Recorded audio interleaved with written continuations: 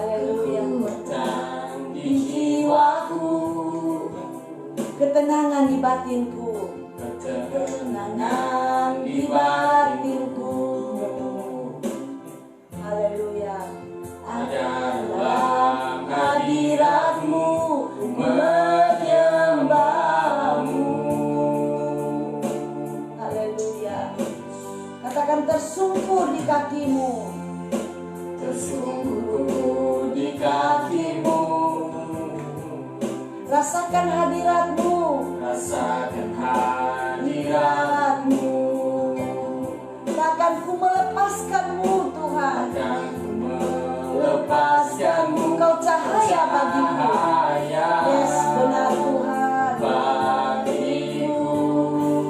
Mengiringmu seumur hidupku, masuk dalam rencanamu Bapa. Pikiranku, kehendakku, ku serahkan padamu. Harapanku hanya di dalam-Mu. Ku kan teguh bersama-Mu Tuhan. Jadikanku bejana-Mu untuk memuliakan-Mu. Seumur hidupku masuk dalam rencana-Mu Bapa. Pikiranku, kehendakku, ku serahkan padamu. Harapan kami hanya untukmu Tuhan. Harapanku hanya di dalam-Mu. Ku kan teguh bersama-Mu Tuhan. Jadikanku bejana-Mu untuk memuliakan-Mu. Untuk memuliakan-Mu. Tuhan. Jadi Kau Tuhan penuh kuasa, Sanggup pulihkan. sanggup pulihkan keadaanku. Dalam tangan-Mu. Dalam tangan-Mu seluruh hidupku Tak akan goyah. akan goyah. Sekali lagi ajaib Kau Tuhan. Jadi Kau Tuhan Penuh kuasa. penuh kuasa, Sanggup menyembuhkan keadaanku. Dalam tangan-Mu seluruh hidupku tak akan goyah. Tak akan goyah. Tak akan goyah. Tak akan sekali lagi tak akan goyah. Tak akan goyah.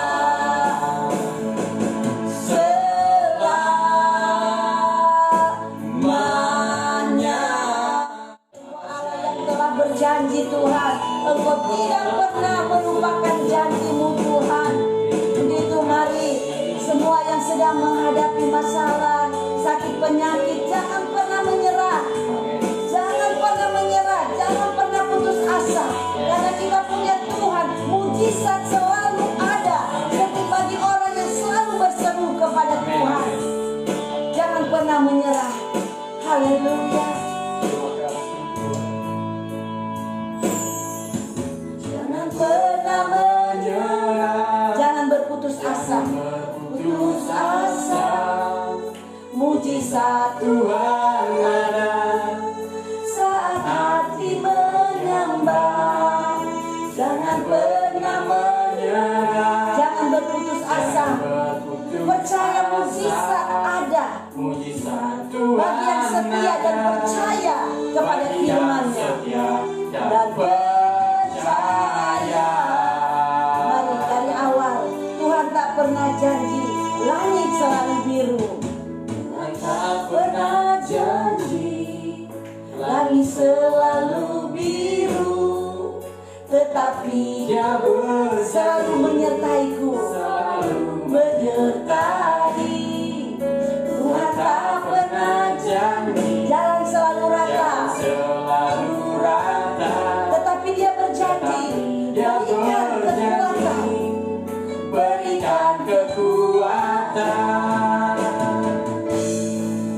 Jangan pernah menyerah, jangan berputus asa. Mujizat Tuhan Saat hati menyembah, mari menyembah Tuhan. Jangan pernah menyerah, jangan berputus asa. mujizat Tuhan ada bagi yang setia dan Sekali lagi, jangan pernah menyerah. Mari semua yang menyaksikan, mungkin sedang menghadapi masalah, sedang menghadapi sakit penyakit, percaya mujizat mujizat Tuhan selalu ada bagi hati yang selalu menyembah. Amin. Jangan pernah menyerah, jangan berputus asa. mujizat Tuhan ada bagi yang setia dan percaya. Mujizat Tuhan ada. Tuhan ada bagi yang setia dan percaya.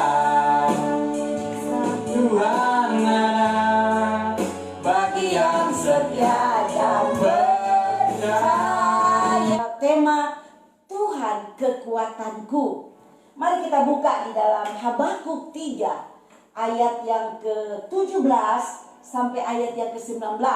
Dikatakan sekalipun pohon ara tidak berbunga, pohon anggur tidak berbuah, hasil pohon zaitun mengecewakan, sekalipun ladang-ladang tidak menghasilkan bahan makanan, kambing domba terhalau dari kurungan,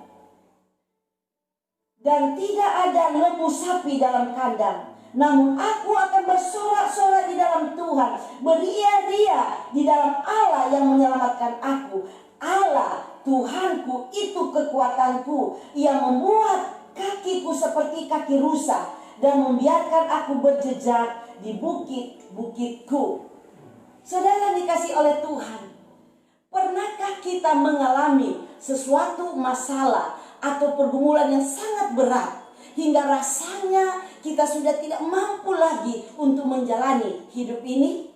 Bagaimana perasaan kita saat itu? Lalu apakah yang kita lakukan ketika kita membawa pergumulan atau masalah tersebut kepada Tuhan?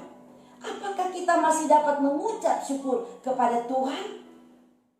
Saudara dikasih oleh Tuhan, waktu Habakuk menulis ini, mereka sedang mengalami masa-masa di mana seolah-olah Tuhan diam, seolah-olah Tuhan tidak menjawab setiap doa-doa mereka.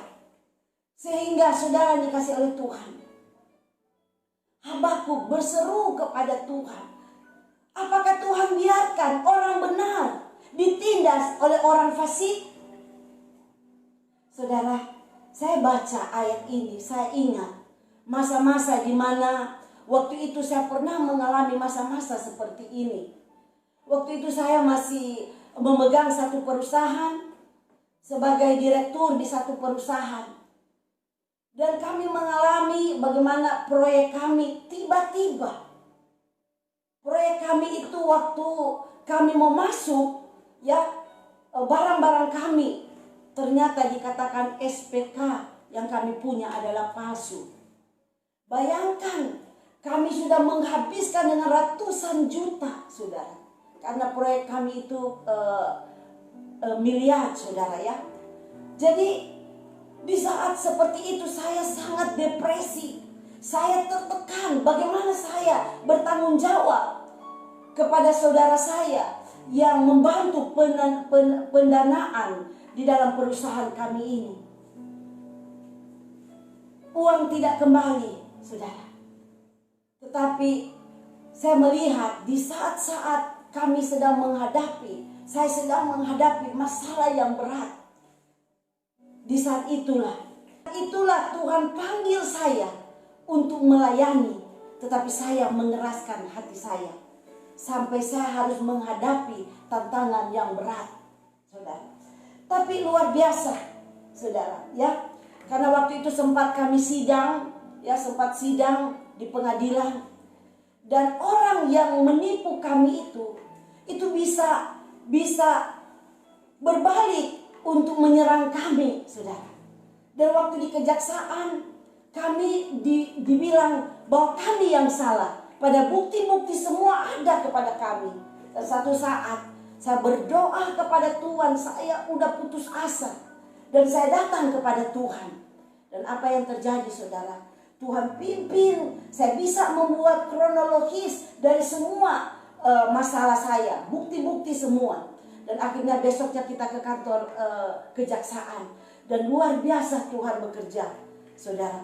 Tidak ada satupun jaksa yang menghambat kami, itu ada di situ. Dan hanya ada satu jaksa yang muda, saudara. Dan dia menolong, itu sebagai malaikat Tuhan. Menolong kami. Sehingga singkat cerita saya ketemu dengan jaksa tinggi. Sehingga jaksa tinggi bingung, kok kenapa bisa terjadi? Dan akhirnya dia minta maaf dan dia bikin surat, saudara. Untuk membawa, karena saudara, penting sekali kita ada di dalam komunitas. Bayangkan anak komunitas saya membantu kami berdoa, saudara. Orang tua rohani saya yang begitu gigih mendoakan kami, saudara. Sehingga kami benar-benar terluput dari masalah kami ini, saudara. Untuk itu, saudara, saya mau kasih tahu, kita harus percaya bahwa Allah itu adalah Allah yang selalu memberikan kekuatan kepada kita. Bahkan ketika kita sedang menghadapi hal-hal yang sulit sekalipun, saudara. Dikatakan di ayat yang ke-19, Allah Tuhanku itu kekuatan. Saya merasakan di saat saya menghadapi hal yang sulit, saya berserah kepada Tuhan. Saya mencari Tuhan sungguh-sungguh, saudara. Saya tidak menyalahkan Tuhan, tapi saya mencari Tuhan. Saya tanya Tuhan. Untuk itu, saudara, dikasih oleh Tuhan, malam ini saya mau katakan, ketika kita mengalami masalah yang begitu berat, di situ kita harus sadar bahwa kita tidak mungkin mengatasi masalah sendiri dengan kekuatan kita. Kita harus jadikan Allah Tuhanku itu kekuatan kita, ya. Makanya penting kita ada di dalam komunitas yang saling menopang, saling menguatkan. Kita perlu punya bapak rohani, orang yang mentor kita. Sehingga di saat kita sedang menghadapi masalah yang sulit, kita didoakan, kita dibimbing, kita dituntun. Sehingga kita tidak salah mengarahkan jalan kita. Untuk itu, saudara, dikasih Tuhan, untuk kita tetap memiliki Tuhan di dalam hidup kita, memiliki kekuatan di dalam hidup kita, maka yang pertama kita harus meresponi dengan benar keadaan buruk yang terjadi. Saya meresponi dengan benar, saudara, ya, hal yang buruk terjadi dalam hidup saya. Saya percaya ada maksud Tuhan di balik semuanya itu, sehingga saya tidak bersungguh-sungguh walaupun sempat depresi, saudara. Dan saya melihat ada satu kesaksian seorang pengusaha yang sama persis seperti saya melihat diri saya yang bersaksi, saudara, ya. Seorang pengusaha ditanya mengenai apa yang dia rasakan ketika sempat mengalami kerugian hingga ratusan juta, sehingga ia harus menjual rumah dan mobil kesayangannya. Jawabnya, saya tidak sedang merugi atau bangkrut. Saya menganggap uang yang terpakai itu termasuk rumah dan mobil sebagai biaya pembelajaran bagi usaha yang sedang saya rintis. Pengusaha tersebut bukan sekedar berpikir dan bersikap positif, tetapi ia sedang meresponi dengan benar dan memandang keburukan yang sedang dia alami dengan perspektif sebagai anak Tuhan. Bagaimana dengan saya dan saudara? Alkitab tidak pernah menyebutkan bahwa kehidupan umat Allah akan senantiasa berlangsung dengan aman, nyaman, dan tanpa masalah. Seperti lagu yang kita nyanyikan, Tuhan tidak pernah berjanji bahwa langit selalu biru, katanya. Tapi janji Tuhan, Dia selalu menyertai kita.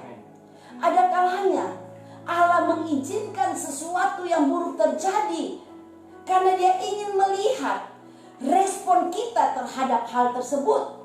Nabi Habakuk mengajarkan seruan doa yang menarik ketika kondisi tak mengenakan dialami oleh umat Allah. Dikatakan apa? Sekalipun pohon ara tidak berbunga, pohon anggur tidak berbuah, hasil pohon zaitun mengecewakan, sekalipun ladang-ladang tidak menghasilkan bahan makanan, kambing domba terhalau dari kurungan, dan tidak ada lembu sapi dalam kandangnya. Tapi saudara yang dikasihi oleh Tuhan, kita melihat Habakuk walaupun dalam kondisi keadaan seperti itu, dia tetap mau bersyukur kepada Tuhan. Responnya selalu positif. Dia naikkan syukur, dia naikkan pujian, dia bersorak-sorai kepada Allah yang menjadikan kekuatan dan penyelamat umatnya. Karya Tuhan tak hanya dapat kita rasakan ketika keadaan serba baik, melainkan ketika kita berada dalam kondisi sulit. Tetapi kalau saudara dan saya, kita mampu bersyukur karena kita yakini bahwa Allah tidak pernah akan meninggalkan saya dan saudara. Itu pun merupakan karya Allah. Nyanyian yang Habakuk lantunkan dapat menginspirasi saudara dan saya malam ini, agar supaya kita untuk melakukan hal yang sama, terutama pada masa-masa dalam kasus pandemi COVID-19 ini. Kita mau masuk dalam masa-masa new normal, itu tidak gampang saudara ya. Saya percaya kalau kita punya persepsi yang benar mengenai karya Allah, akan memunculkan respon yang benar juga di dalam kita menghadapi kesulitan di dalam hidup kita, atau hal-hal yang buruk yang terjadi di dalam hidup saya dan saudara. Dan yang kedua saudara, kita harus mampu menciptakan sukacita atau suasana bahagia di tengah situasi yang tidak enak. Saudara, kalau kita tidak bisa menciptakan suasana sukacita atau bahagia, kita akan boring, kita akan bosan di rumah saudara. Benar gak? Sudah berapa bulan kita ada di rumah? Kita pakai seperti yang begini, masker saudara. Tetapi kalau kita bisa menciptakan suasana yang sukacita saudara, kita akan menikmati itu semua. Sehingga dalam new normal kita akan terbiasa, kita akan menikmati gaya hidup yang berbeda. Saya teringat waktu saya di Jakarta, di dalam keadaan macet mobil saudara. Ada seorang pemulung tiba-tiba lagi mendorong gerobaknya, menyelinap di tengah-tengah kemacetan jalan, di antara banyaknya mobil yang berdesakan. Tanpa sengaja saya melihat tulisan di belakang gerobaknya, ditulis gini, aku bahagia loh. Ayo, kalian bahagia gak saudara? Nabi Habakuk menjelaskan bahwa bahagia dan sukacita tidaklah tergantung pada situasi yang kita hadapi. Bayangkan, dikatakan sekalipun hasil pertanian mengecewakan, ia tetap bersorak-sorai di dalam Tuhan dan beria-ria di dalam Allah. Ayat 17 dan 18. Habakuk dapat bersukacita di tengah keadaan sulit, di tengah situasi yang tidak menguntungkan. Apa rahasianya? Gampang saudara ya. Rahasianya karena ia menjadikan Tuhan sebagai kekuatannya. Bagaimana dengan saya dan saudara?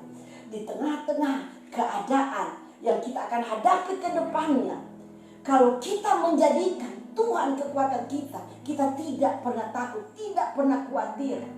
Saudara mungkin yang sedang terbaring di rumah sakit, sedang sakit saat ini saudara. Kalau kita menjadikan Tuhan kekuatan kita, kita percaya bahwa Dia Jehovah Rafa, Dia Allah yang menyembuhkan, Dia dokter di atas segala dokter, yang akan menyembuhkan setiap penyakit kita, setiap pergumulan, setiap masalah. Karena Dia Jehovah Jireh, Allah yang mencukupkan setiap kebutuhan kita. Kita pasti akan kuat di tengah-tengah tantangan dunia ini. Ada amin? Kalau selama ini kita berharap, kita merasakan sukacita karena hal-hal di luar Tuhan, misalkan bergantung kepada harta, bergantung kepada jabatan, kekuasaan, saudara, maka kita tidak akan melihat pertolongan Tuhan yang dahsyat dalam hidup kita.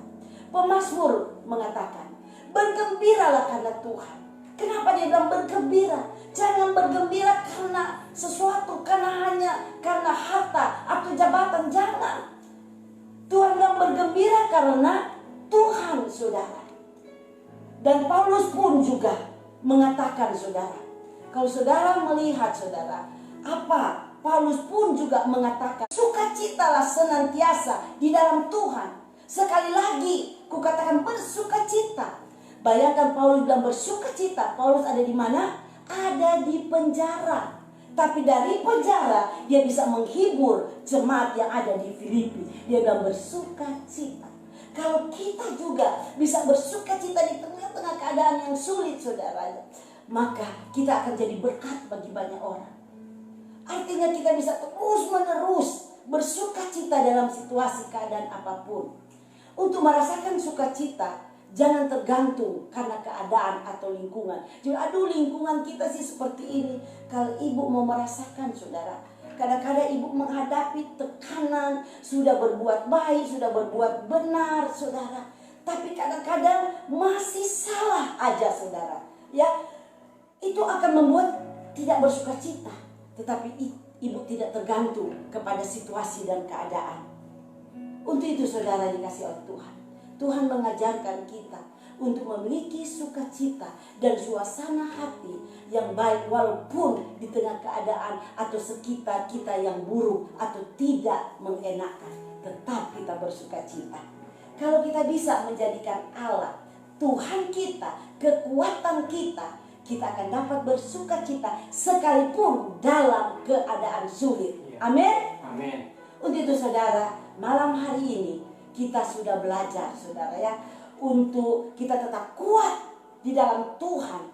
Saudara, kita harus belajar meresponi dengan benar keadaan buruk yang terjadi di sekitar kita. Dan yang kedua, kita harus mampu menciptakan sukacita atau suasana bahagia di tengah situasi yang tidak enak. Tuhan memberkati. Di saat engkau susah, di saat engkau susah, percaya ada Yesus yang selalu menghibur kita. Mungkin di saat engkau sedang menghadapi susah, engkau sedang menghadapi sakit penyakit, katakan dengan iman, Yesus hibur